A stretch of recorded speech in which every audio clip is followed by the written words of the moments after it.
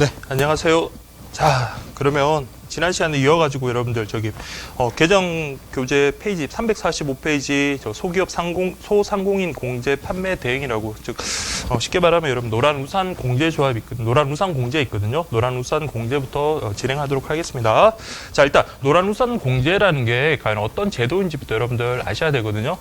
노란우산 공제라는 거는 중소기업 중앙회가 여러분들 소상공인들을 위한 하나의 퇴직금 같은 그런 제도를 갖다가 우리 국가기관인 중소기업 중앙에서 운영한다라고 그렇게 여러분들 생각하시면 되겠습니다. 우리 일반적으로 여러분들처럼 이제 공무원이 되실 분들이나 아니면 일반 기업에서 근무하시는 분들은 여러분들 퇴직을 하면 퇴직금이라든지 그런 걸 통해 가지고 여러분들 어떤 노후 대비를 위한 어떤 그 준비가 되잖아요. 근데 자영업 하시는 분들이나 아니면 조그만 어떤 가게를 운영하시는 분들이나 아니면 조그만 기업을 운영하시는 분들은 만약에 퇴직을 하거나 퇴직이라는 것은 그 일을 그만둔다는 거잖아요. 그러니까 쉽게 말하면 폐업을 할 때 폐업을 하고 난 다음에 어떤 노후라든지 아니면 다음 삶에 대한 어떤 대비가 충분치 못할 그런 가능성이 많거든요. 그래서 그런 것들을 좀 대비해주기 위해서 국가에서 나서가지고 그러한 어떤 소상공인들의 어떤 폐업 후에 어떤 그런 삶을 갖다가 좀 보장해준다. 안정된 삶을 좀 보장해주려고 그렇게 국가기관에서 그렇게 개입하는 거다라고 그렇게 보시면 되고, 한마디로 여러분들 보시면, 교재도 나왔지만 중소기업 중앙에서 원래 운영을 합니다. 그렇지만 중소기업 중앙에서 운영은 중소기업 중앙에서 하지만은 그런 상품을 갖다가 안내를 해주고 그 다음에 월부금을 납입하는 것을 받거나 그런 것들은 우체국에서 대행할 수 있다라는 거군요. 그래서 우리가 우체국이 직접 운영하는 것은 아니지만 중소기업 중앙회의 어떤 위임을 받아가지고 일정한 부분을 어떻게 운영을 한다라고 그렇게 생각을 하시면 되겠습니다. 그래서 여러분들 개요 보시면 07년 9월부터 중소기업 중앙회가 누구를 소기업 또 소상공인의 생활 안정 및 어떤 사업 재기를 돕기 위해 운영하고 있는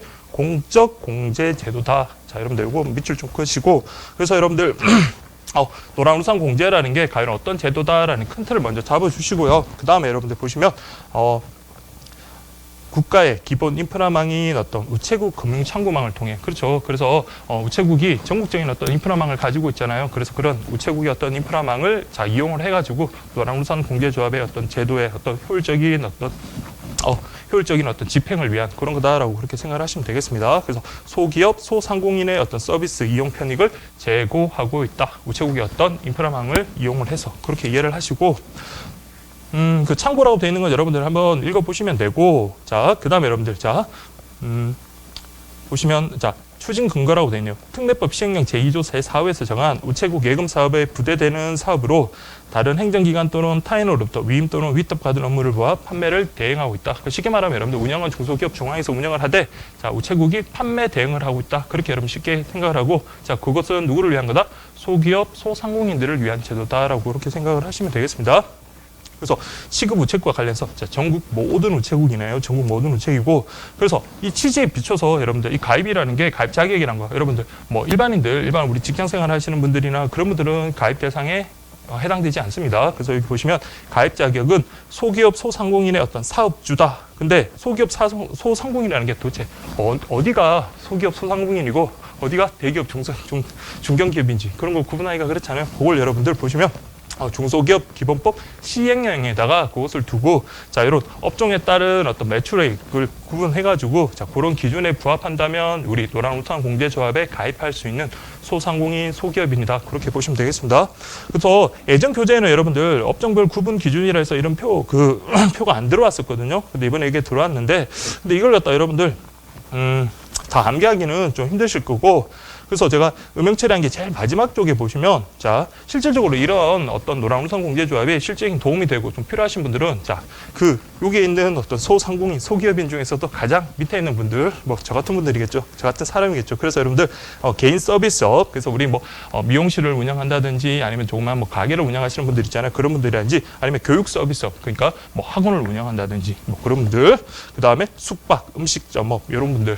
이런 분들의 매출액을 한번 볼게요. 매출액이 10억 원 이하다라고 그렇게 보네요. 그래서 매출액이 10억 원 이하 정도 되면 이 가입 대상 자격이 해당되는구나. 그리고 이 정도만 체크를 하시면 될 것 같아요. 그래서 제가 뭐 문제도 하나 냈던 기억이 있는데, 그래서 여러분들 학원 운영하는 자, 그다음 뭐 미용실을 운영하는 자, 이런 분들이 만약 매출액이 10억 원 이하면 이 노란우산 공제조합의 가입 대상에 자격이 된다라는 정도 그렇게 체크를 해주시고, 그다음에 자 노란우산 공제조합이 여러분들 자 일반 적금이랑은 좀 다릅니다. 일반 적금 같은 경우는 자 우리가 만기를 정하잖아요. 만기를 정하고 그리고 매달 얼마씩 놓고 만기 때는 얼마의 이자를 붙여서 얼마를 우리가 목돈을 마련할 수 있다라는 그런 약정 계약을 우리 금융기관이 하는 거잖아요. 근데 노란우산 공제조합이 노란우산 공제제도라는 것은 자 여러분들 퇴직금 개념이라고 그랬습니다. 그래서 내가 돈이 필요하다. 그리고 그래서 어떤 약정 기간을 정해놓고 그것을 계속 뭐 월부금을 계속 납부해가지고 그 기간이 지나면 내가 그 목돈을 마련한다. 그게 아니에요. 그러니까 가입 기간은 제한이 없는데 계속 내가 가게를 운영하면 계속 돈을 납부하는 겁니다. 그래서 월부금을 계속 납입하고 그러다가 제가 폐업을 한다. 그때 뭡니까? 그동안 적립했던 그런 월부금과 그리고 이제 약정된 어떤 이율 그러니까 그런 것들을 함께 이제 지급해서 우리 뭐 재기 같은 거 뭐 폐업했다라는 의미에서 여러분들 뭐 좋은 건 아니잖아요. 그래서 어떤 재기를 노린다든지 아니면 뭐 어떤 생활 안정을 위해서 그런 그동안 납입했던 것을 우리가 퇴직금 개념으로 받는다라고 그렇게 생각을 하시면 되겠습니다. 그래서 자 보시면 공제 부금 납부라고 돼 있는데 자 요거는 여러분들 예전에 기출 문제도 여러분들 노란 우산 공제와 관련해 가지고 한 문제가 그냥 나왔어요. 한 문제가 나왔는데 자 노란 우산 공제 같은 경우는 여러분들 좀 꼼꼼하게 좀 보셔야 될 것 같아요. 그래서 보시면 자 공제 부금 납부가 월 5만 원부터 자, 월 5만 원부터 100만 원입니다. 월 5만 원부터 100만 원. 그 예전에는 5만 원부터 70만 원이었거든요. 근데 이번에 이제 좀 상향이 조정돼서 그래서 여러분들 능력되는 분들은 월부금을 좀 많이 납입하면 좋죠. 어차피 내가 그 적금 개념으로 여러분들 나중에 퇴직금 개념으로도 그렇게 탈 수 있는 거니까. 그래서 여러분들 5만 원부터 100만 원. 그러니까 100만 원이니까 자, 매달 100만 원까지 맥시멈 가능하니까 분기는 얼마입니까? 분기는 300만 원이다.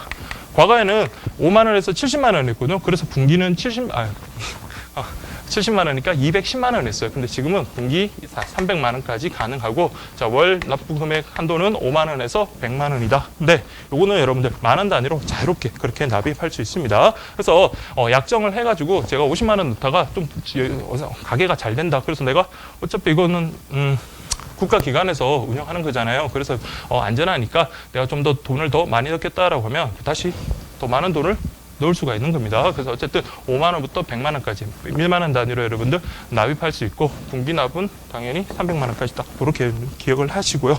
그다음 납부 방법과 관련해서 자 원칙적으로는 여러분들 월납 매달 한 번씩 내는 거지만 자 분기 납도 가능하다는 정도 그것만 좀 체크를 하십시오. 그래서 분기 납 3개월 납 그래서 여러분들 분기 300만 원까지 낼 수 있다. 월 이거는 분기다. 이거 좀 기억을 하시고 그 다음에 자 납부 기간 한번 보세요. 납부 기간이 우리 적금처럼 어떤 특정한 약정 기간이 정해진 게 아니에요. 그래서 여러분 보시면 가입 시점부터 공제금 지급 사유가 발생 시까지 자 물론 이제 공제금 지급 사유가 뭔지를 우리가 배우겠는데 가장 대표적인 게 여러분들 가게를 하다가 가게를 접는 경우 즉 폐업한 경우 그리고 더 이상 가게를 할 수 없는 경우가 있잖아요. 그래서 뭐 기업을 할 수 없거나 가게를 할 수 없는 경우 자 본인이 사망한 경우 이런 거 대표적인 거거든요. 그래서 그런 것들이 공제금 지급 사유다. 그래서 약정 기간이 따로 있는 게 아니라 그런 공제금 지급 사유가 발생할 때까지 나는 약정된 금액을 계속 낸다라고 그렇게 이해를 하시면 되겠습니다. 납부 방법이라고 되어 있네요. 자동 이체로 한다. 자 그렇게 보시면 되고 자 이 제도의 특징이라고 되어 있는데 여러분 이 국가기관에서 이런 소상공인, 소기업인들을 보호하기 위한 제도잖아요. 그러면 여러분들 딱 보호하기 위한 제도 우리가 내는 납부금 요구 뭡니까? 보호를 해줘야 되겠죠. 그래서 보시면 자 수급권 보호를 위해서 압류, 담보, 양도 같은 거 다 금지한다. 그래서 내가 자 기업을 하다 보면 여러분 어려울 수가 있잖아요. 그래서 채권자들이 와서 내가 가진 재산을 다 이제 달라고 할 겁니다. 그런데 이 통장을 발견했어요. 그렇지만 이 통장에 대해서 뭘 할 수 없다? 압류도 할 수 없고 이 통장을 또 담보로 대출을 받거나 하는 담보도 안 되고 그리고 이 통장을 나에게 달라라는 어떤 양도도 안 된다는 것. 즉 뭐다? 이 소기업, 소상공인들의 어떤 수급권을 보호하기 위한 겁니다. 그래서 일단 내용 그렇게 보시고 그 다음에 연간 300만 원 한도 내에서 추가 자 소득공제, 세액공제 혜택이 있다라고 되네요. 300만 원 한도에서 세액공제 혜택도 준다.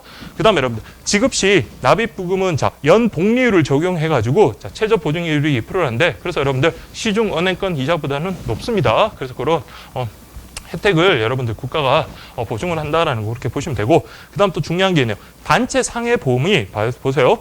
무료로 가입하는데 단체 상해 보험 자 우리 제가 뭐 학원을 한다라고 할게요. 그럼 학원에는 뭐 직원들이 몇 분 계시잖아요. 그럼 이분들을 단체, 자 이분들 단체 상해보험 단체 상해보험. 근데 가입 시점부터 가입과 동시에 단체 상해보험에 무료로 가입됩니다. 자, 단체 상해보험에 무료로, 자, 가입 시점부터 무료로. 다만 이게 자, 말 꼬기가 되게 쉽거든요. 그래서 여러분들 자, 어떤 내가 폐업할 때까지 보장한다. 그럼 계속 보장하는 거잖아. 그게 아니라 가입 시점부터 무료인데 언제? 가입 시점부터 2년까지는 단체 상해보험을 무료로 자, 가입하게 해준다라는 거. 그거 여러분들 반드시 좀 체크를 하십시오. 그래서 제도의 특징도 중요하거든요. 그래서 수급금 보호를 해서 압류 담보 양도가 금지되고, 그 다음에 연간 300만 한도 내에서 어떤 세액 공제 가능하고, 그 다음에 복리율, 당연히 이자를 줘야지 우리가 그 납부를 하겠죠. 그래서 어떤 복리율을 적용을 해서 우리에게 어떤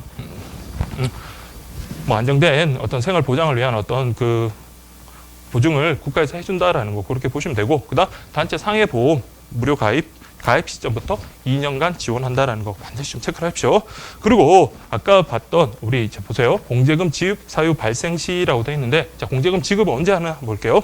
가장 중요한 게 여러분들, 가장 대표적인 게 중요한 게 아니라 가장 대표적인 게, 자, 이런 게 원래 폐업이 없어야죠. 계속 능력이 되면, 자, 내가 뭐 70대든 80대든 계속 뭡니까? 가게를 운영하면서 계속 납부를 하는 게 물론 좋겠지만, 어쨌든 부득이하게 여러분 폐업한 경우, 자, 폐업하는 경우, 그 다음 사망한 경우, 그 다음에 공동사업자가 탈퇴한 경우라는데, 우리 앞에서 뭐 조합을 갖다 제가 공동사업이라고 그렇게 설명을 드렸거든요. 그래서 같이 동업하기로 했던 사람들이 한 명 탈퇴했다. 그러면 본래의 어떤 경영의 목적을 달성하기가 어려운 경우가 많거든요. 그래서 공동사업자가 탈퇴한 경우, 그 다음에 일은 가게는 운영을 하고 있는데 더 이상 제가 그 가게라든지 그런 데서 일을 하기가 힘들 때, 운영을 하기가 힘들 때, 즉 노령, 그 다음에 퇴임, 자, 질병이나 부상 등으로 인한 어떤 퇴임 때, 이런 등의 사유로 발생실 때, 자, 일괄 지급이 원칙입니다. 그동안 우리가 월부급 납부한 것과 그리고 우리 복리로 이자 계산해 준 것을 우리가 한 번에 퇴직금 개념으로 한 번에 목돈을 받는 거예요. 자, 그게 바로 여러분들 노란우산 공제조합이, 노란우산 공제다. 그렇게 보시면 되고,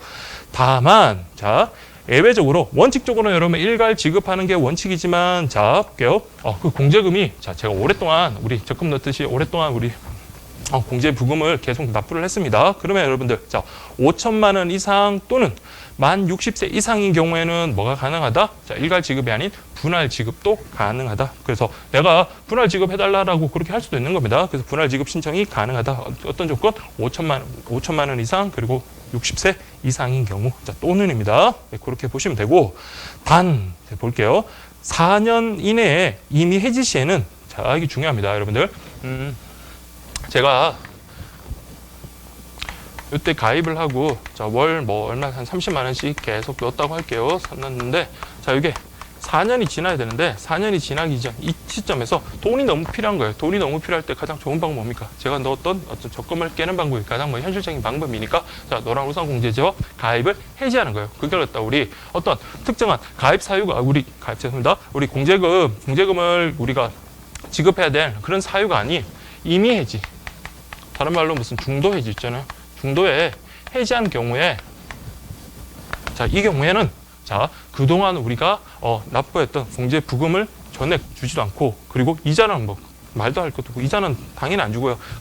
내가 만약에, 자, 30만 원씩, 자, 3년을 넣었다고 할게요. 30만 원씩 3년을 넣었다. 30만 원씩 3년을 넣었으면, 자, 이게 1,080만 원인가요? 자, 1,080만 원. 그러면 여러분들 1,080만 원 이걸 다 안 줍니다. 예전에는 엄청나게 많이 깎아서 줬어요. 그래서 중도 해지하지 말라라는 그런 말이에요. 그래서 여러분들, 자, 내가 낸 공제 부금 다 주지도 않고, 이자는 말도 할 것 없이 이자는 당연히 안 주고, 그 다음에 어떤 공제 부금의 어떤 원금조차도 안 주고, 거기에 대한 맥시멈 몇 %까지 95%인가요? 95%까지 준다라는 거. 그거 여러분 좀 체크를 할게요. 그래서 보시면 4년 이내에 이미 해지 또는 중도 해지했을 때, 자, 같은 말입니다. 불이백. 우리가 냈던 공제 부금의 77%에서 95%를 지급한다라고 됐습니다. 예전에는, 자, 요 판이 나오기 전에, 그러니까 올 2006년 판이 나오기 전에는, 자, 이게 4년이 아니라 5년 이내였어요. 5년. 그래서 5년, 그리고 60회 미만일 때는, 보세요. 30에서 95%. 그러니까, 최저 한도가 많이 떨어졌죠. 그래서 제가 만약에 1,000만 원을 갖다가 납부했다 하더라도, 자, 그게 300만 원을 돌려줄 수도 있는 그런 어떤 상한 폭이 넓었습니다. 근데 지금은, 자, 77%에서 95%. 그러니까 월부금 납입한 것의 77%에서 95%까지는 준다라는 거, 그렇게 좀 이해를 하시면 되겠습니다. 그 그다음 또 중요한 게 그래서 그러면 내가 정말로 필요한데 돈을 그러면 딴 데서 그러면 어떤 뭐 사채라도 쓰란 말인가? 그게 아니라 자, 최소한 1년 이상 우리가 납부를 했잖아요. 공제부금을 납부하면 자, 공제부금이 차곡차곡 쌓였어요. 그래서 1년을 납부하면 자, 여러분들 360만 원이잖아요. 제가 30만 원씩 납부하면 그럼 요 360만 원을 담보로 해가지고 자, 여기서 대출을 받을 수가 있습니다. 그래서 여기서 나오는 숫자들은 다 중요한데 우리 단체 상해보험 같은 경우는 자 2년 자, 가입 시점부터 2년간 무료 단체 상해보험에 무료로 가입할 수 있다라고 했고 그 다음에 우리가 약관 대출은 뭡니까? 1년 그러니까 공제 부금을 넣은 지 1년이 지나면 자 우리 약관 대출을 받을 수 있는 자격이 주어지거든요. 근데 자, 가장 좋은 담보가 뭡니까? 제가 냈던 어떤 납부금, 적금 같은 경우도 마찬가지잖아요. 우리 앞에서 금융상품 받지만, 어떤 HC 계금이라든지 아니면 적립재금이랄지. 자, 은행에서 받았던 돈을 담보로 해가지고 그 돈의 한 95%까지 빌려주더라도 은행에서는 전혀 뭐 위험성이 크거나 그런 건 아니잖아요. 그래서 마찬가지로 자, 이런 거는 중도 해지하지 말고 돈이 필요하면 너가 넣었던 월 납부금 있잖아요. 공제 부금에서 그걸 담보로 뭐 해라? 대출해라라는 그 말입니다. 그래서 여러분들 보시면 자 12개월 이상 즉 1년 이상 부금을 납입한 경우 자 부금 내에서 약관 대출이 가능하다라는 거 그렇게 보시면 되고 그다음에 여러분들 뭐 대출 이율 뭐 연체율 요거는 뭐 3% 5% 정도 플러스 된다라는 건데 요거는 그렇게 중요한 거 아니고요. 그냥 어쨌든 간에 자 12개월 이상이 지나면 약관 대출이 가능하다라는 것이 그렇게 정리를 하시면 되겠습니다. 그다음 그럼 우체국에서 자 이런 노란우선 공제와 관련한 업무 대응을 하는 어떤 일을 할 건지 그거 한번 볼게요. 자, 이것도 여러분들 제가 문제도 출제를 했는데 한번 그렇게 확인을 하면 될 것 같아요. 그러니까 청약 전에 고객 상담한다. 고객 상담을 해야지 뭐 판매를 할 수 있겠죠. 근데 당연한 건데, 근데 오늘 여러분들 반드시 좀 체크를 할게요. 이미 가입한 자는 안 됩니다. 이미 가입한 자 또는 강제 해지 후에 자, 어떤 사유로 강제 해지됐네요. 근데 1년이 안 지난 사람에게는 다시 자, 새로운 청약이 불가하기 때문에 반드시 이 사람이 자, 이미 가입한 사람인지 아니면 강제 해지된지 1년이 안 지난 사람인지를 반드시 확인해야 되겠죠. 여러분들이 합격하시면 자, 이런 걸 확인하셔야 됩니다. 그다음 두 번째는 청약서 및 제반 서류 접수 뭐 이런 것들은 접수 뭐 관계되는 서류들 접수하는 건 당연하겠죠. 세 번째는 계약 정보, 계약 내용 등의 어떤 변경, 그 다음에 부금을 수납하기도 하고, 그 다음에 공제금, 해약 지급 신청서 및 제반 서류 접수한다라는 거 그렇게 좀 보시면 되고, 자 제가 여기에 뭐 객관식으로 하나 넣었는데 여러분 약관 대출은 누가 하는 겁니까? 대출을 결정은 중소기업 중앙에서 하는 겁니다. 그래서 물론 중소기업 중앙에서 승인이 나가지고 여러분 우체국을 통해서 돈이 이제 나갈 수는 있겠지만 자, 그 결정하고 하는 거 약관 대출은 누가 하는 거다? 우체국에서 하는 것이 아닙니다. 여러분들이 합격해서 약관 대출을 결정하는 그런 업무는 안 할 겁니다. 그래서 그런 거는 약관 대출은 X라고 그렇게 보시면 됩니다. 네, 그렇게 정리를 하시고 그래서 이렇게 보시면 여러분들 자 노란우산 공제조합 내용 다 하거든요. 노란우산 공제조합이 양은 적지만 자 우리 2014년도 그러니까 지난 시험에도 나왔지만 자 여러분 이번에도 또 나올 수가 있거든요. 그리고 새롭게 바뀐 공제 부금 그 납입한도 이것도 여러분들 반드시 좀 체크를 하시고 그렇게 정리를 하시면 됩니다. 그래서 노란우산 공제조합이란 중소기업 중앙회가 운영하는 거고 그리고 그것은 소상공인, 소기업인들을 보호하기 위한 제도이다. 그렇게 보시면 되고 자 이거 물론 업종별로 자 가입 대상 자격이 정해져 있잖아요. 일반 개인이 되는 게 아니라 소상공인, 소기업인을 대상으로 하는 거고 자 공제 부금 그 업종별로 있는데 특히나 우리 자영업자들, 개인 서비스업들이나 아니면 학원 서비스업 그리고 뭐 음식점 같은 거 하는 경우는 여러분들 10억 원 미만, 10억 원 이하 뭐 그렇게 보시면 될 것 같아요.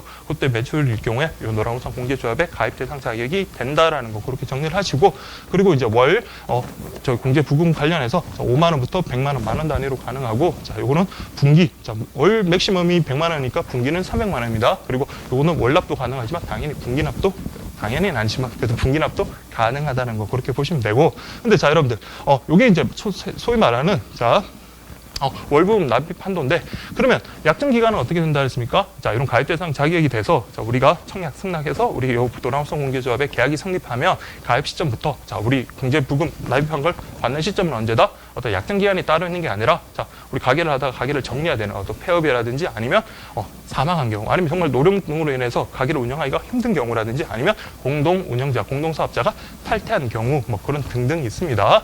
근데 중도 해지하면 근데 정말 돈이 필요해서 이걸 갖다 깨서라도 하고 싶다. 그럼 중도 해지를 하면 뭡니까? 이자는커녕 원금조차도 전액 보장되는 게 아니라 77%에서 95%까지가 저기 중도 해지했을 때 우리가 받을 수 있다라는 거 그거 주의하시고 그래서 그거 하기 싫으면 뭐라 하면 됩니까? 자, 우리 요 돈을 담보로 우리가 납부한 돈을 담보로 해서 약관 대출하면 됩니다. 근데 약관 대출은 가입하자마자 바로 되는 게 아니라 우리가 가입 시점부터 1년이 지난 다음에 즉 12개월 이상 납입 그러니까 12번을 넣어야 돼요. 12번을 넣고 난 다음에 그래서 되는 거다라는 거. 가입 시점부터 12개월 그렇게 되고 그다음에 자, 이 제도에서 어떤 특징이라는 게 뭐였습니까? 자, 이거는 소상공인 소기업인들의 어떤 수급권을 보호하기 위한 거기 때문에 압류라든지 양도라든지 담보라든지 그런 거 제공이 금지가 된다라는 거 그렇게 좀 보시면 되고 그다음에 당연히 이제 복리이자로 여러분들 좀 뭐 계산을 해줄 거고 그다음에 단체 상해보험 관련해서 무료로 몇 년 가입 시점부터 2년까지 보장을 해준다라는 거 그렇게 보시면 되고 그다음에 연간 300만 원 한도 내에서 어떤 세공제 혜택도 있다. 그렇게 여러분들 정리하시면 다 되겠습니다. 그리고 업무 대행 내용과 관련해서 여러분들 그냥 가볍게 보시면 되는데 다만 여러분들 당구장 표시되어 있는 거 그거는 좀 주의를 하시라 했죠. 그래서 이미 가입된 사람은 가입이 안 됩니다. 그리고 강제 해지 후에 1년이 지나지 않은 사람도 안 되니까 그건 여러분들 반드시 체크를 해라. 나머지 것들은 뭐 수납이나 그런 것들은 알 수가 있는데 다만 약관 대출이나 이런 것들은 누구의 일이다? 중소기업 중앙에서 어떤 업무지 우리 우체국의 업무가 아니라는 것 정도만 체크를 하시면 되겠습니다. 그렇게 여러분들 딱 정리하시고 노란선 기업은 더 이상 나올 게 없거든요. 이렇게 딱 정리하시면 무조건 다 맞출 수 있을 겁니다. 그 다음에 여러분들 348페이지 보시면 증권이라든지 선물 계좌 개설을 대행한다라는 거. 이거는 큰 틀에서 여러분들 요 제목만 아시면 돼요. 그래서 우체국에서 뭐도 한다? 증권 계좌를 만들어 주기도 하고 선물 계좌를 만들어 주기도 한다라는 정도 그렇게 좀 보시면 됩니다. 그래서 이것도 마찬가지 전국 우체국에서 취급을 하고요. 그 다음에 제 업무의 주요 내용 관련해가지고, 자, 이 큰 틀, 제목에서만 여러분들 나오는 내용 있잖아요. 제목에서 추출되는 그 내용들 그대로입니다. 우체국 고객의 증권 선물 계좌 개설 대행하기도 하고, 그 다음 자금 이체, 그 다음에 증권 선물 고객의 제휴카드도 발급하기도 하고, 증권 선물 계좌 비밀번호 변경도 가능하다라는 거 가볍게 그렇게 보시면 되겠습니다. 그 다음에 제휴 기간 관련해가지고, 여러분들, 요거는 그냥 제휴기간이 이 정도구나. 이 정도만 보시면 됩니다. 자, 그 다음에 여러분들 보실 게 스위프트 해외 송금이라고 그렇게 되어 있는데, 자, 스위프트 해외 송금이라는 건 일단 여러분들, 자, 개념부터 정확하게 정리를 하는 게 필요합니다. 신한은행의 자, 스위프트 망을 통해서 수취인의 해외 은행 계좌에 송금하거나 해외 은행으로부터 수취인의 어떤 한국 우체국 계좌로 송금하는 것을 자, 말한다라고 그렇게 되어 있네요. 그럼 여러분들 보세요. 자, 먼저 일단 여러분들 아실 게, 자, 우리나라 우체국에서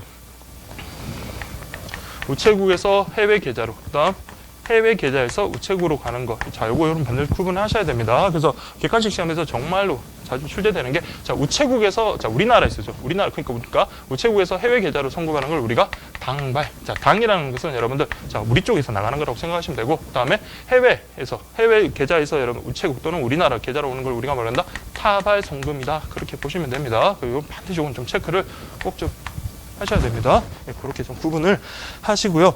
그 다음에 여러분들 보시면 송금 한도 관련해서 이것도 여러분들, 자, 우리 객관식 시험이니까 이런 것도 세세한 것도 좀 암기를 하셔야 될 것 같아요. 그래서 당발 송금 같은 경우는 보세요. 송금인 1인 기준으로, 자, 연간 미화 5만 불 달러 상당액 이하다라고 되어 있네요. 자, 연간 5만 불. 자, 뭐가? 당발 같은 경우는 여러분들 연간 5만 불 1인당 연간 5만 불이다. 이렇게 보시면 되겠습니다. 5만 불 1인당 연간 5만 불 그렇게 보시면 되고, 그 다음에 타발 송금, 즉 해외 계좌에서 우리 우체국 계좌로 송금할 수 있는 거는, 자, 여러분들 뭡니다? 자, 요거는, 자, 연간 5만 불이면 요거는 1일 기준, 자, 요거는 2만 불이다. 이렇게 구분하시면 되겠습니다. 그래서 1일 기준으로 미화 2만 불까지, 자, 해외에서 우리나라로, 자, 스위프트망을 통해서 송금이 가능하다라는 거 그렇게 반드시 좀 구분하십시오. 예, 그렇게 좀 보시면 되고. 그래서 취급 형태에 관련해가지고, 자, 우체국, 자, 이거는 체크를 할게요. 자, 스위프트 세외 송금 같은 경우는 뭐 가능하다? 우체국, 자, 창구에서도 가능하고, 그 다음에 우체국 인터넷 뱅킹을 통해서도 가능하고, 그 다음 자동 송금을 통해서도 가능하다라는 거. 자동 송금이라는 것은 우리 계좌 이체하듯이 그냥 자동적으로 날정된 날짜에 빠져나가는 거 있잖아요. 그게 바로 여러분들 자동 송금이다. 그래서 취급 형태는 우체국 창구, 우체국 인터넷 뱅킹, 자동 송금까지 가능하다라는 거. 다만, 자, 송금 기간은, 자, 바로 우리가 송금 되기도 하겠지만, 자, 약 2영업일 정도 걸린다라는 거 그냥 가볍게 보시면 되고, 그다음 송금 가능 국가는 전 세계 거의 모든 은행인데 별 뭐 제재가 없는데, 다만 송금이 안 되는 나라는 어떤 나라다? 자, 뭐 북한 북한이라든지 쿠바라든지 이런 나라들. 그래서 미국이 제재하고 있는 어떤 국가로서 미 재무성이 지금 어떤 관리하는 국가들 있잖아요. 그래서 국제적으로 여러분들 그 가장 지금 북한처럼 여러분들 국제사회 말을 안 듣고 핵 무기 실험을 한다든지 핵 미사일 만들고 그렇게 하는 거는 여러분들 거기에 대한 제재를 갖다 가상할 수 있는 좋은 방법이 뭡니까? 그래서 은행 계좌를 갖다 묶는 방법이죠. 그래서 여러분들 여기 보면 이런 국가들 좀 문제 있는 국가들 이런 국가들은 송금이 안 된다. 이건 어떤 나라 안 되는지 그런 건 시험에 안 나옵니다. 그냥 여러분들 송금이 안 되는 국가도 있구나 이렇게만 보시면 되고 오히려 여러분들이 보셔야 될 거는 이걸 보셔야 돼요. 수수료를 봐야 되는데 근데 그전에 송금 불가 국가는 시스템에서 자동으로 그냥 필터링이 된다. 그건 뭡니까? 시스템에서 자동으로 필터링 된다는 건 그걸로 송금을 하면 그냥 시스템 자체에서 그냥 작동을 안 합니다. 거부 처리가 그렇게 난다라는 그런 의미고 이 수수료 같은 경우 관련해 가지고 당발 송금이냐 타발 송금이냐 그리고 당발 송금 중에서 어떤 자동 송금 아까 제가 좀 계좌이체 같은 그런 개념이라 그랬죠. 그다음에 인터넷 송금이냐 그거까지 여러분들 반드시 좀 구분을 하셔야 돼요. 그래서 보시면 당발 송금 같은 경우 수수료 당발 송금 같은 경우 여러분 원칙적으로는 10,000원입니다. 그리고 10,000원이네요. 10,000원. 당발 송금은 수수료가 10,000원이다. 한 건당 10,000원이고 타발 송금 같은 경우는 5,000원입니다. 이거 5,000원. 5,000원. 5,000원. 다만 당발 송금 같은 경우는 아까처럼 자동 송금은 8,000원. 그다음에 또 인터넷 송금 같은 경우는 5,000원입니다. 그래서 당발 송금 같은 경우는 원칙적으로는 10,000원인데 자동 송금 같은 경우는 8,000원. 그다음 인터넷 송금 같은 경우는 5,000원 이렇게 좀 기억을 하십시오. 여러분들 강의를 들으시면서도 암기를 하시든 아니면 어쨌든 간에 여러분들 복습을 하시면서도 암기를 하시든 어쨌든 간에 지금은 시간이 얼마 없기 때문에 나올 때마다 바로바로 그 자리에서 여러분들 암기를 하셔야 돼요. 그 암기를 한 것과 그냥 눈으로 보고 난 다음에 복습을 해서 암기를 하려고 하는 거랑 다음번에 봤을 때 어떤 그걸 정복하는 시간이 차이가 분명히 나거든요. 그래서 지금 여러분들 힘드시겠지만 바로바로 그 자리에서 좀 암기하도록 하겠습니다. 그래서 당발 송금의 개념, 타발 송금의 개념 보시고 다음에 요거 한도 있잖아요. 그 송금 한도 관련해서 당발 송금 같은 경우는 연간 5만 달러인데 우리 타발 송금 같은 경우는 하루입니다. 1일 2만 달러. 요게 이제 송금 한도고 그다음에 수수료 관련해서 당발 송금 같은 경우는 여러분들 원칙적으로 10,000원입니다. 다만 자동 송금 같은 경우는 8,000원. 그다음 인터넷 뱅킹으로 인한 것은 5,000원이다라는 걸 구분하시고 그다음 타발 송금 같은 경우 여러분들 5,000원의 수수료가 부과된다라는 거 반드시 좀 체크를 하십시오. 네, 그렇게 보시고 그 다음에 이거 송금을 하려면 여러분들 뭘 적어야 될 거 아니에요. 당연히 이제 받는 사람의 이름이라든지 받는 사람의 어떤 전화번호, 주소 이런 것들 적는 건 별 문제가 아닌데 다만 요것만 체크를 할게요. 중개은행 관련해 가지고 중개은행 신한뱅크라고 되어 있네요. 다른 것들은 여러분들 크게 문제가 될 건 없는데 우리 만약 객관식 문제로 한국에서 미국에 있는 우리 아들 또는 친구한테 돈을 보내려고 할 때 그때 반드시 뭘 기재해라? 신한뱅크라는 중개은행 표시해라?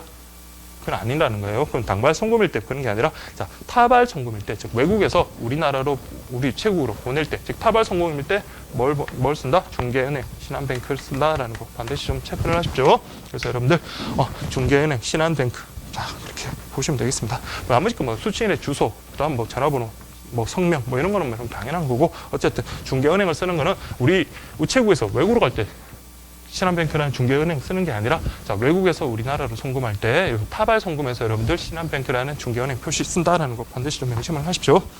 그렇게 보시면 되고요. 그 다음에 여러분들 USD 우리 스위프트 해외 송금 같은 경우는 당발, 타발 다 있을 때 지금 봐요. 제목 자체가 USD 타발 송금 서비스라고 그렇게 되어 있네요. 그래서 보시면 타발이니까 당연히 외국에서부터 우리나라로 이렇게 송금하는 거네요. 그래서 고객이 전 세계 모든 은행으로부터 USD를 한국의 수취인 우체국 계좌 또는 주소지로 송금할 수 있는 서비스다. 그럼 이거랑 이런 차이가 뭐다? 보시면 몇 줄 쳐놨는데 스위프트 송금과 달리 중개은행을 여러 번 거치지 않고 그냥 독일 도이치 은행만을 거치게 되므로 뭐가 좋다? 차감 수수료가 매우 적다. 그 정도 체크를 하시면 되고 그래서 관련해 가지고 여러분들 송금 정보 그렇게 뭐 보시면 되겠네요. 전화번호, 이름, 우체국 계좌번호, 수취은행 주소 뭐 이런 것도 당연히 있어야 될 거고, 수취은행의 이름, 수취은행 코드, 그다음 중개은행 이름, 중개은행 코드인데, 자 우리 아까 타발 송금일 때 중개은행 썼잖아요. 아까 우리 스위프트망 통할 때는 신한뱅크를 썼다면 지금 우리 USD 타발 송금 관련해 가지고는 중개은행 이름을 뭘 쓴다? 도이치뱅크 쓴다는 거 구분하시면 돼요. 그것만 여러분들 구분하시면 되겠습니다. 네, 그렇게 좀 체크를 할게요. 자, 그다음에 여러분들 보실 게 이제 외화 환전이네요. 그래서 외국 돈을 우리나라 돈으로 바꾸든지 아니면 우리나라 돈을 외국 돈으로 바꾸든지, 그래서 뭐 여기도 마찬가지 당발이냐 타발 송금이냐 그거 구분하듯이 환전 매입, 환전 매도 반드시 좀 체크를 하셔야 됩니다. 환전 매입이라는 것은 자 매입이라는 것은 사는 거잖아요. 그렇죠? 외국 돈을 우리가 사는 거 이렇게 보시면 됩니다. 그래서 외국 돈을 우리나라 돈으로 바꾸는 거 그게 바로 환전 매입이고, 환전 매도라는 거는 파는 거, 매도라는 말은 여러분들 우리 매매에 있어가지고 파는 걸 의미하거든요. 자, 뭐 우리나라 돈을 자 외국 돈으로 바꾸는 거 그렇게 이해를 하시면 되겠습니다. 그래서 일단 환전 매입과 여러분 환전 매도의 개념, 당발 송금, 타발 송금 반드시 여러분들 아셔야 되거든요. 그래서 반드시 좀 체크를 하시고, 그래서 환전 매입, 고객이 제출한 외화를 원화로 교환하는 거. 자 여러분들 자, 구분하겠습니다. 환전 매입, 요거는 뭐다? 외화를 원화, 우리나라 돈으로 바꾸는 거고, 환전 매도라는 것은 자 우리나라 돈을 원화를 자 외국 돈으로 자 바꾸는 거, 그게 바로 여러분들 환전 매도다. 자 요거는 당연히 여러분들 하나하나 알면 안 되겠고, 환전 매입과 환전 매도 자, 내용을 비교하면서 여러분 정리하셔야 돼요. 그래서 여러분들 근데 내용이 많지가 않기 때문에 반드시 좀 체크를 하면서 그렇게 비교하면서 그렇게 보시면 됩니다. 그럼 보시면 자 지급 통화 및 한도액 관련해 가지고 자 환전 매입 같은 경우는 자 여러분들 보시면 미국 USD, 달러, 일본, 그다음에 유럽, 중국 때 자 지폐만 해당되고 주화는 안 된다 이런 거. 이게 1만 달러 상당액이다라는 거 그렇게 좀 보시면 되고, 근데 밑에 보시면 여러분들 환전 매도 같은 경우는 지급 통화 및 한도액 관련해서 둘 다 1만 달러네요. 근데 시급 통화가 상당히 많죠. 그렇죠? 시급 통화가 상당히 많다라는 거. 그냥 다 외울 필요는 없고 그냥 많다라는 거 그렇게만 좀 구분하시면 됩니다. 그러면 여러분 뭐 좀 암기를 하셔야 될 거. 그렇죠? 환전 매입의 대상이 되는 거. 환전 매입의 대상이 되는 거는 자 여러분들 가장 많이 쓰는 돈, 우리 세계에서 가장 많이 쓰는 돈들을 꼽으면 됩니다. 그러면 우리나라에서 가장 많이 쓰는 돈, 많이 필요할 것 같은 돈 생각하십시오. 그래서 미국 달러라든지 일본 돈, 중국 돈, 유로 그렇게 생각을 하시면 됩니다. 그래서 미국, 일본, 유럽, 중국 이렇게 좀 보시면 될 것 같아요. 둘 다 뭐 1만 달러 상당이니까 그렇게 구분하시면 되겠습니다. 그리고 여러분들 자 환전 매도는 여러분들 이렇게 여러 나라가 있다 그렇게만 보시면 되고, 자 시급 우체국과 관련해서 자 환전 매입, 자 외화를 갖다가 우리나라로 사는 경우는 자 여러분들 우체국이 자 이거는 4개국 통화, 4개국 통화에 우체국은 많다 21개 우체국이다 그렇게 좀 보시면 되고, 자 이거는 뭐다? 아이고 많다 10 몇 개인가요? 이렇게 숫자는 필요 없는데 어쨌든 간에 자 15개 통화네요. 자, 15개 통화. 그 다음에 우체국은 요거는 중요합니다. 4개 우체국. 자, 요게 중요하다라는 거. 그렇게만 좀 구분하시면 되겠습니다. 그래서 그럼 우체국 한번 볼게요. 취급하는 우체국 관련해가지고, 자, 환전 매입 같은 경우는 취급하는 우체국이 많죠. 물론 이거 다 암기해가지고 객관식으로 이게 나오면 나올 수도 있긴 하겠지만 이걸 설마 내겠습니까? 그래서 여러분들 그래도 일단 눈으로 한번 그래도 여러분들 머리를 믿고 한번 보고 한번 갈게요. 근데 이거는 제가 보기에는 나올 가능성은 별로 없고 오히려 나온다면 여기서 나올 가능성이 있거든요. 자 보시면 서울중앙, 광화문, 서초, 송파, 수원, 인천공항, 부산, 창원, 서대전, 청주, 광주, 광주광산, 호남대학교, 대구, 달서, 북포항, 전주, 군산, 춘천, 원주, 제주, 신제주라고 되는데 이거 암기하는 거는 좀 비효율적이고 이거 여러분들 그냥 많다. 환전 매입 같은 경우는 많다. 그래서 자 시험 출제하려면 여러분들 만약에 출제한다고 생각을 해보세요. 그러면 여러분들 이걸 갖다 외우는 게 중요한 것보다는 자 이게 취급 다루는 게 자 다루는 어떤 우체국 자체가 자 환전 매도를 하는데 자 여러분들 21개국 우체국 정도 많다 이렇게 들어가는 거고, 환전 매입하는데 여러분들 4개 우체국 이런 식으로 여러분 크로스 해가지고 이렇게 출제하는 게 더 가능성이 많겠죠. 그래서 여러분들이 그렇게 좀 정리를 하시면 될 것 같아요. 그 뭐 우체국 21개를 다 외울 게 아니라 다만 우리 환전 매도와 관련해서 4개의 우체국이 있거든요. 그거는 여러분 반드시 좀 체크를 하셔야 됩니다. 자, 이거는 좀 제가 필기를 할게요. 자, 이 4개는 서울, 중앙, 다음 광화문. 자, 여기 일단 서울. 그 다음에 좀 많이 쓸 게 있으니까 자, 우리 국제공항 있는데 한번 생각할게요. 인천, 공항. 그 다음에 자, 여러분들 또 외국 많은 제주. 이렇게 좀 보시면 되겠습니다. 그래서 4개, 서울중앙, 그다음에 광화문, 인천공항, 제주 이렇게 4개. 반드시 좀 체크를 하십시오. 그래서 환전 매도를 지급하는 우체국은 4개다라는 거 그렇게 좀 정리를 하시면 되겠습니다. 자, 그리고 여러분들 뭐 지급 형태에 관련해 가지고 뭐 한번 보시면, 자, 환전 매입 같은 경우는, 자, 우리 고객으로부터 매입했다는 건 뭡니다? 외화를 갖다가 받고 우리 원화를 준 거잖아요. 그래서 우리 원화를 줬으니까 그 수령일부터 다음 영업일까지, 자, 외화 관리하는 은행이 여러분들 외환은행이잖아. 그래서 외환은행 인근 지점으로 인계를 한다. 그래서 취급 시간은 우체국 금융 업무 취급 시간과 같다. 마찬가지입니다. 저기 환전 매도 같은 경우에 어떤 취급 시간도 우체국 금융 업무 취급 시간과 일치하겠죠. 그렇게 좀 보시면 되고, 그 다음에 고객이 우체국 창구에 제출한 원화를 외화로 즉시 교환해서 교부하면 되는 거다. 자, 이렇게 좀 보시면 되고, 그 다음 또 중요한 게 여러분들 환전 예약 서비스라고 있네요. 자, 여러분들 보세요. 제가 만약에 외국으로 여행을 가게 됐습니다. 외국으로 여행을 가는데, 자, 자, 물론 제가 뭐 수중에 어떤 그 외국에서 사용할 수 있는 어떤 외화, 그 뭐 달러라든지 그런 것들이 많이 있으면은 상관이 없겠지만, 외국에서 근데 써야 될, 그러니까 그 현지에서 써야 될, 사용해야 될 어떤 돈이 필요하잖아요. 외화가 필요한데, 그걸 여러분들, 자, 보시면, 자, 원화를 여러분들 외화로 바꾸는 거, 원화를 외화로 바꾸는 거, 이게 바로 환전 매도잖아요. 그래서 여러분들 한번 보시면, 자, 우리가 나갈 때 돈을 갖다가 우리가 쓰려면, 또 나갈 때 우리가 돈을 쓰려면 어떻게 됩니까? 외화를 가지고 나가야 되잖아. 그래서 우리 근데 환전 매도와 관련해서 여러분들 어떻습니까? 4개밖에 취급하지 않습니다. 그러면은 제가, 자, 그 달러를 미리 좀 가져가려고 이런 관계되는 우체국까지 직접 가가지고 며칠 갔다가 왔다가, 그 여러분들 너무 시간 번거롭고 그렇잖아요. 그러니까 물론 공항 앞에서, 공항이 인천공항이라든지 아니면 제주공항이라든지 이런 데서 여러분들 충분히 환전이 가능하긴 하지만, 자, 미리 사전에 이제 예약을 하고 난 다음에 그 다음에 우리가 그 외화를 수령할 수 있는 그런 방법이 있으면 되게 편리하겠죠. 그게 바로 여러분들 환전 예약 서비스입니다. 그래서 고객이 사전에 환전 신청을 하고, 자, 어디서? 여기 중요합니다. 다른 데는 안 됩니다. 인천공항 우체국에서, 인천공항 우체국. 요게 바로 여러분들 환전 예약 서비스, 환전 예약 서비스. 환전 예약 서비스. 그래서 인천공항 우체국에서 외화 실물을 수령한다라는 거. 그래서 우리 원화를 주고 한다. 근데 여러분들 이 방식, 취급하는 어떤 과정을 한번 잘 보셔야 돼요. 그래서 여러분들 잠깐만 보면 취급 통화 및 한도액은 뭐 가볍게 보시면 돼요. 그래서 여러분들 미국, 일본 뭐 통화 15개국 통화 맞네요. 그래서 1만 달러 상당액이고, 요 관계되는 어떤 외국 그 취급 통화는, 자, 위에 보시면 환전 매도랑 여러분들 같습니다. 환전 매도. 환전 매도부터 15개 국가랑 같다라는 거 당연하겠죠. 우리나라 돈을 외국 돈으로 바꾸는 거니까 같다. 그렇게 보시면 되고, 다만 중요한 건 이제 취급 형태와 관련해서 해보세요.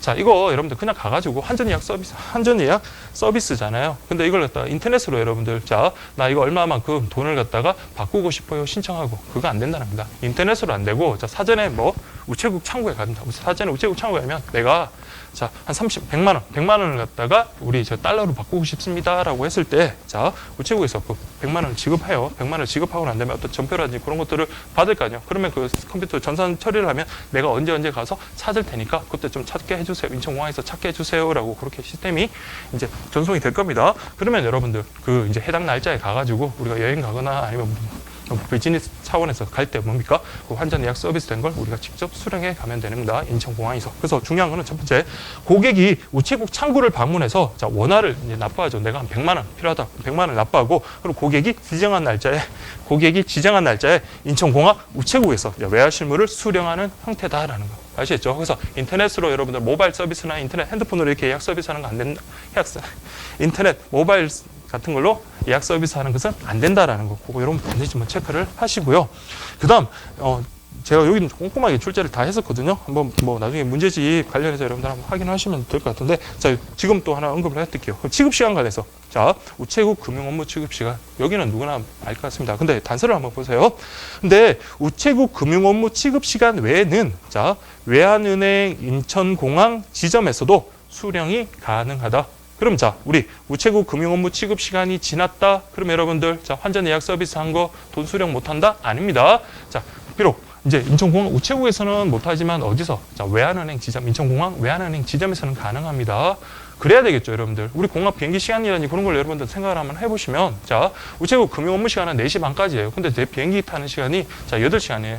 8시에요, 8시. 저녁 8시. 아니면 저녁 9시라든지. 그러면 그 한전 예약 서비스 한 걸 여러분들 돈을 그 외화를 수령하기 위해서 그러면 3시간, 4시간 전에 미리 가야 된다라는 그런 불편을 갖다가 감수해야 된다. 그건 여러분들 타당하지 않잖아요. 그래서 여러분들 우체국 금융 업무 시간이 지나더라도 자, 인천공항 가서 그 외환은행 지점에 가서 우리 예약 서비스 한 거 예약한 거 한전을 예약한 걸 자, 우리가 외화를 수령할 수 있다는 거 반드시 좀 체크를 하십시오. 그렇게 좀 꼼꼼하게 보셔야 될 것 같아요. 그 다음에 한전 예약을 했는데 근데 뭐 여행이 취소됐다든지 아니면 뭐 출장이 취소됐다든지 그러면 이걸 취소를 해야 되겠잖아요. 근데 이건 뭐 당연히 취소는 해주는데 다만 그 제가 한전 예약 서비스를 신청한 것을 당일날 취소하는지 아니면 그 이길 이후 그러니까 그 다음날 취소하는지에 따라서 그 처리 방식이 좀 다르거든요. 이것도 그냥 한번 구분해서 좀 보셔야 될 것 같아요. 그래서 당일 취소한다? 그럼 별 문제 없어요. 당일 금융 업무 시간에 가서 해당 거래가 발생된 우체국에서 그냥 원거래 환율을 적용해서 그냥 취소하면 되는 거예요. 그냥 우체국 제가 만약에 자 여기가 동대문인가요? 동대문 우체국에 가서 그냥 신청을 했으면 거기 가서 뭐 합니까? 취소하면 그냥 끝나는 거예요. 근데 이길 이유 즉 한전 예약 서비스를 신청을 한 그 다음날 이후에는 보세요. 해당 거래가 발생된 우체국에서 고객이 신청하면 자 어떻게 한다? 인천공항 우체국에서 지급 처리된 후 이를 고객의 계좌로 입금 처리해준다. 아시겠죠? 입금 처리 계좌로 쏴주겠다. 이렇게 보겠습니다. 그래서 당일날 가면 그냥 우체국에서 그냥 바꾸면 되는데 우체국 뭐 바꾼다는 게 아니라 그냥 죄송합니다. 그냥 제가 원화를 납부를 했잖아요. 그 원화 그냥 여러분들 그거 이제 그 환율 적용해가지고 다시 돌려받으면 됩니다. 환율 적용해서 여러분들 돌려받는데 자 이길 이후 같은 경우는 여러분들 자 인천공항 우체국에서 여러분들 내 계좌로 송금해준다라는 거 그 차이만 여러분들 구분하시면 됩니다. 그럼 여러분들 이렇게 한전 예약 서비스도 다 끝났습니다. 특히 한전 예약 서비스 중요한 건 여러분들 가장 중요한 게 여러분들 자 모바일 형태로는 안 된다라는 거 뭐 직접 우체국에 가서 원화를 납부하고 그 다음에 이제 지정된 날짜에 가서 인천공항 우체국 가서 여러분들 외화를 수령한다라는 거 그렇게 여러분들 이해를 하시면 되겠습니다. 예, 가능 통화 15개 매도니까 여러분들 원화를 외화로 바꾸는 거니까 이거는 같이 정리를 하시면 되고 그래서 여러분들 3가지 있잖아요. 이거 좀 구분을 좀 하세요. 그래서 지급 우체국과 관련해서 환전 매입 같은 경우는 21개 우체국이다. 다만 환전 매도 같은 경우는 4개 서울 중앙, 광화문, 그리고 제주, 인천공항, 특히 인천공항 같은 경우는 한전 예약 서비스 되는 지급하는 우체국이다라는 거 그렇게 좀 보시면 되겠습니다. 예, 그렇게 보시고 그 뭐 세부적인 거는 여러분 아까 제가 다 언급을 해드렸으니까 그걸 이제 복습하면서 한번 보시면 되겠습니다. 자, 그 다음에 여러분 보실게 전자금융 서비스인데. 자, 전자금융 서비스는 자 이게 내용이 뭐 어려운 내용은 아닌데 자 당연한 내용인데 여러분들 그래도 이게 시험 지문에 한번 출제가 됐었어요. 한번 볼게요.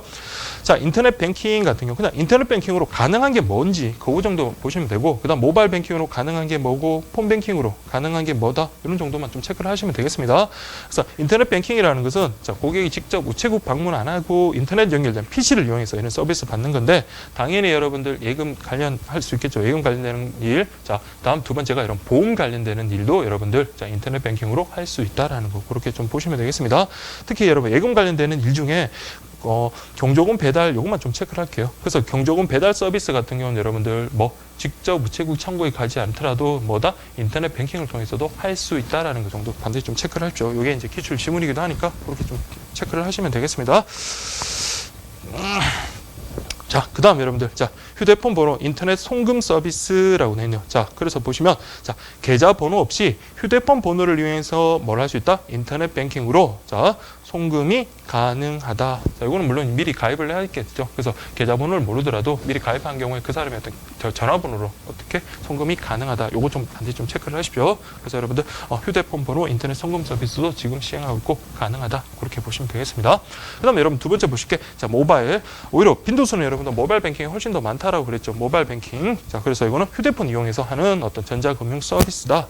자, 여기 보시면 여기 보시면 예금 서비스, 보험 서비스 뭐 다 되고요. 다음 자동화 기기에 있어요. 어떤 예금 인출도 VM 모바일 뱅킹 서비스인 경우에 가능합니다. 자, 이거 체크를 할게요. VM 모바일 뱅킹 서비스 같은 경우 자, VM 모바일 뱅킹에서 실행 번호를 등록하고 그다음에 자동화 기기에서 등록된 실행 번호를 입력하면 자동화 기기에서 예금 출금이 가능하다. 뭐 그렇게 좀 보시면 되겠습니다. 그 다음 여러분들 자 요건 좀 체크를 할게요. 스마트폰 뱅킹 서비스 관련해서 마찬가지 우체국 예금 우체국 보험 가능하다. 그 다음에 자 공통 서비스, 인증센터, 고객센터, 환경 설정, 부가 서비스. 자 요거는 여러분들 그냥 우리 저기 폰뱅킹, 저기 스마트폰으로 여러분들 해보신 분들은 그 화면에 뜨는 있잖아요, 그 매뉴얼 있잖아요, 그거 관련되는 거거든요. 그래서 여러분들 인증센터라든지 고객센터, 환경 설정, 부가 서비스 이런 것들 다 제공된다라는 거 그렇게 보시면 되고, 그 다음에 여러분들 이제 전화기로 하는 어떤 폰뱅킹 관련해서도 마찬가지 예금 서비스, 보험 서비스 되는데, 자 우리 폰뱅킹 서비스와 관련되는 특징 이 두 가지가 있거든요. 이거 반드시 좀 체크를 하겠습니다. 그래서 우리가 고객이 자주 사용하는 맞춤 서비스, 자 맞춤 서비스, 나는 뭐 어떤 관련되는 예금 조회 기능이라든지 관련되는 어떤 자주 이용하는 것을 10개까지 등록이 가능하다. 즉 맞춤 서비스는 10개까지 가능하고, 또한 자 우리가 만약 폰뱅킹을 하다 보면 여기저기 아무 전화기로 하다 보면 여러분들 어떤 보안에 취약할 수 있잖아요. 그래서 여러분은 자 고객이 어떻게 할 수 있습니다. 나는 요 전화번호, 그러니까 집 전화, 회사 전화, 뭐 이런 전화들 요 딱 5개까지만 등록이 가능한 이런 전화로만 나는 폰뱅킹을 할 거야라고 그렇게 할 수도 있거든요. 그건 몇 개까지, 최대 5개까지 등록이 가능하다라는 거 그렇게 보시면 됩니다. 그래서 내가 자주 하는 서비스는 10개까지 등록이 가능하고, 내가 폰뱅킹으로 할 수 있는 전화기는 최대 5대까지 등록이 가능하다. 그 숫자 좀 안 헷갈리도록 그렇게 좀 정리를 하시면 되겠습니다. 그 다음에 여러분들 자동화 기기 자 여러분들 많이 쓰시잖아요. ATM기 관련해가지고 그렇게 좀 보시면 되겠습니다. 역시 마찬가지 예금, 보험 서비스, 그 다음에 연속 거래 서비스라고 되어 있는데, 자 여러분들 보시면 그 출금 같은 거, 우리 그 ATM기에서 돈을 갖다가 인출할 때 여러분들 어떻습니까? 그게 제한이 있잖아요. 그래서 보통 한 3번까지 제한이 있는데, 그러니까 뭐 완전 그렇게 뽑을 수 있는 게 아니라 한 3번까지 정도 제한이 있고, 그거보다 더 큰 고액이면 직접 이제 창고에 가서 뭐 그렇게 이제 처리하라라는 그런 의미인데, 자 여러분 보시면 자 입금 같은 경우는 무제한 입금이 가능하다라는 거 그렇게 보시면 돼요. 무제한 입금 가능하다. 입금하는 거야 뭐 우체국 창구주 입장에서는 좋은 거니까 입금하는 건 무제한 가능한데, 출금은 여러분들 보시면 거래 금액 1회 이용 한도 초과한 경우에 자 1일 이용 한도 내에서는 연속 3회 거래가 가능하다. 그래서 여러분들 어쨌든 600만 원 하루 거래 한도 내에서는 3번까지 여러분 출금이 가능하다. 마찬가지 계좌이체 같은 경우도 여러분들 자 1일 이용 한도 3천만 원 한도 내에서는 연속 3회까지 거래가 가능하다.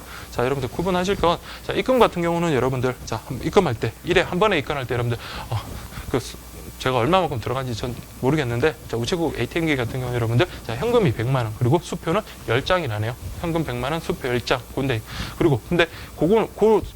그런 제한만 여러분 지켜준다면 무전적 계속 입금할 수가 있습니다. 그렇게 입금을 해주고, 출금 같은 경우는 여러분들 하루에 뽑을 수 있는 어떤 그 잔액에 하루에 뽑을 수 있는 어떤 출금의 한도가 있습니다. 그게 바로 600만 원인데, 자, 그게 600만 원 내에서 연속 3번까지 가능하다. 그 다음 계좌이체 같은 경우는 한도가 자 3천만 원입니다. 3천만 원에서 이것도 마찬가지 연속으로 3번까지 거래가 가능하다. 이렇게 구분하시면 되겠죠. 자, 이런 것들은 여러분들 뭐 포스트잇이나 뭐 이런 것들로 해가지고 여러분들 자주 보는 어떤 뭐 식탁이라든지 이런 데 보시고 암기됐다 그런 거는 찢어가 버리십시오. 나중에 저기 뭐 독서실이나 이런 데 보면 막 공부하시는 분들, 물론 좋아요. 공부하시는 분들, 자, 뭐, 나름대로 노트에 정리하시는 분들도 있고, 포스트잇 같은 거 정리해가지고 책상에 이렇게 붙어 하는데, 정말로 안 외워지거나 정말 중요하다 싶은 거, 정말 그거는 계속 이제 하루에 그만 공부할 때마다 보니까 지금부터 한 뭐 100회 독은 할 수 있을 거 아니에요. 그렇게 해서 외우면 좋은데, 근데 포스트잇을 너무 남발을 해버리면 나중에 그 자체가 그냥 하나의 책이 돼버리잖아요. 그래서 책 속에 또 책이 있는 거예요. 그러다 보니까 그러니까 뭐 내가 암기하고 확실히, 그러니까 포스트잇에 쓰는 거, 그런 거 정리하는 게 의의를 두지 말고 내가 암기를 하는데 의의를 두면서 그거 하는 것마다 찢어버리고 없애버리고 그렇게 하면 되는 겁니다. 그런 식으로 이렇게 정리를 하시면 돼요. 그래서 지금도 자 우리 ATM기 관련해서 입금, 출금, 계좌이체 관련해서 입금 같은 경우는 여러분들 하루에 자 우리 한 번에 입금할 수 있는 게 100만 원이잖아요. 현금은 100만 원, 수표는 10장. 근데 이거는 입금하는 거는 제한이 없다. 다만 출금 같은 경우는 여러분들 하루 우리 출금할 수 있는 한도가 여러분들 600만 원이다. 600만 원 한도 내에서 우리가 거래가 가능한데, 다만 출금할 때는 하루에 자 3번까지 연속 3번까지 가능하다. 계좌이체 같은 경우는 여러분들 한도가 3천만 원이고, 이것도 역시 연속 거래는 3번까지 가능하다. 이렇게 딱 정리하시고 뭐 쓸 필요도 없겠네요. 지금 이 자리에서 여러분들 딱 정리를 하시고, 그 다음에 여러분들 이동 우체국 같은 경우 자 여러분들 만약에 자 여러분들 저기 뭐 자연재해라든지 아니면 뭐 피폭이 됐다. 자 그러면은 어떻습니까? 거기에 나도 공공시설들이 많이 파괴가 되겠죠. 그럼 당연히 여러분들 뭐 거기에 만약에 있던 어떤 우체국도 파괴될 수가 있고 아니면 또 그런 재해라든지 그런 것 때문에 우체국 수요가 또 늘어날 수 있습니다. 그럴 때 뭡니까? 설치하는 게 바로 여러분들 이동 우체국이다라는 거 그렇게 보시면 됩니다. 그래서 개념만 보시면 돼요. 그래서 여러분 보시면 재해, 그 다음에 재난지역, 지역행사장 등 일시적으로, 저것만 체크할게요. 일시적으로 금융수요가 많은 지역에 가는 대상으로 하는 게 바로 여러분 이동우체국입니다. 그 우체국 나왔다고 여러분들 뭐 앞에서 배웠던 우리 별정우체국 뭐 이런 거랑 헷갈리면 안 돼요. 자, 이동우체국이라는 것은 재난지역이라든지 아니면 뭐 수요가 갑자기 이렇게 많은 거 있잖아요. 뭐 행사장 같은데 그럴 때 임시적으로 여러분 설치하는 게 바로 여러분들 이동우체국이다. 뭐 안 헷갈리시겠죠? 그래서 여러분들 그렇게 좀 정리를 하시면 되겠습니다. 그래서 이때는 자, 우체국 서비스뿐만 아니라 우편 서비스뿐만 아니라 무슨 서비스도 금융 서비스도 한다는 정도만 체크를 할게요. 그래서 이동 우체국 같은 경우 자 이거는 우편뿐만 아니라 자, 금융 서비스도 같이 한다라는 거지 그렇게 보시면 됩니다. 그래서 우리 앞에서 봤던 우편 취급부 같은 경우 있잖아요. 그 우편 취급부 같은 경우는 우편 취급 업무만 담당을 하는 것에 비해서 자, 이동 우체국 같은 경우 우편과 금융 다 한다. 요거는 또 개념 재해 지역이라지 그럴 때 금융 수요가 많은 지역 그렇게 보시면 되겠습니다. 좀 끝냈으면 좋겠는데 여러분들 자 그러면 잠깐 쉬었다가 여러분들 저기 기타 사항 355페이지 기타 사항 조금 쉬었다가 그렇게 진행하도록 할게요.